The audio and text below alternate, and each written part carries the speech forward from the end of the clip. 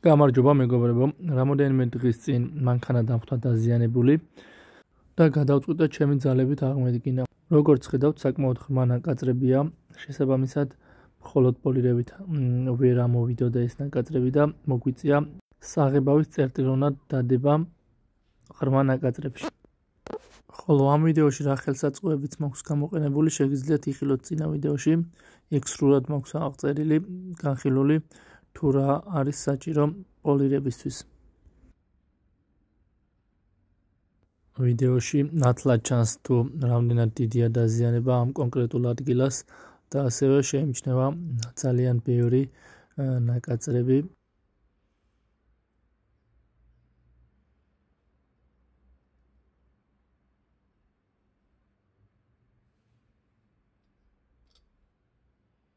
ღრმა ნაკაწრების საღებავით შევსების შემდეგ გადავდივართ დაზუმფარებაზე. პირველ რიგში ვიყენებთ 2500-იან ზუმფარას და ნელი მოძრავით ვაზუმფარებთ კონკრეტულ დაზიანებას. უნდა ვეცადოთ, რომ ეს საღებავი, რომელიც ზედ დავიტანეთ, უნდა გადაზუმფარდეს და დავიდეს მთლიანი გარსის სიბრტყეზე. ამის შემდეგ გადავდივართ 3000-იან ზუმფარაზე და იგივე სტილში ვაზუმფარებთ დაზიანებულ ადგილს, რათა პოლირების შემდეგ უკეთესი შედეგი მივიღოთ. ამის შემდეგ უბრალოდ გავწმენთ ამ კონკრეტულ ადგილს და გადავალთ პოლირებაზე. პოლირებას ვიწყებთ H9 კოხის პასტით, დავიტანთ 5 წერტილს პოლირების აპარატზე, მოთავსებულ ქეჩაზე და ვიწყებთ გადანაწილებას პირველი სიჩქარით, ყველაზე ნელით მთელს პერიმეტრზე. როდესაც პასტით დაიფარება მთელი დეტალი, ამის შემდეგ უკვე მეოთხე ან მესამე სიჩქარით ვიწყებთ დაზუმფარებას ჰორიზონტალური და ვერტიკალური მოძრაობებით.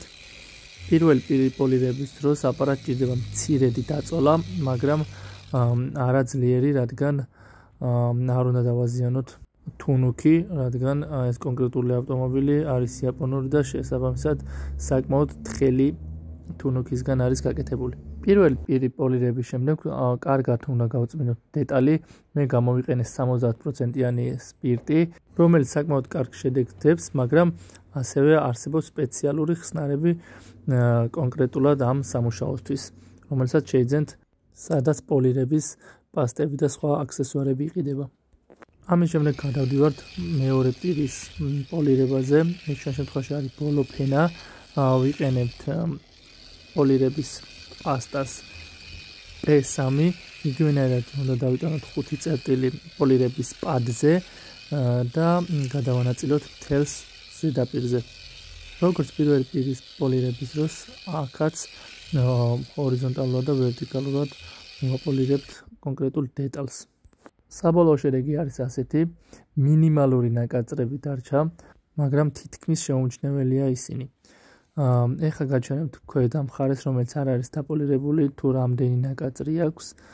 მგონი განსხვავება ძალიან კარგად ჩანს. დღეისთვის სულ ეს იყო. გამოიწერეთ ჩემი არხი. ნახვამდის.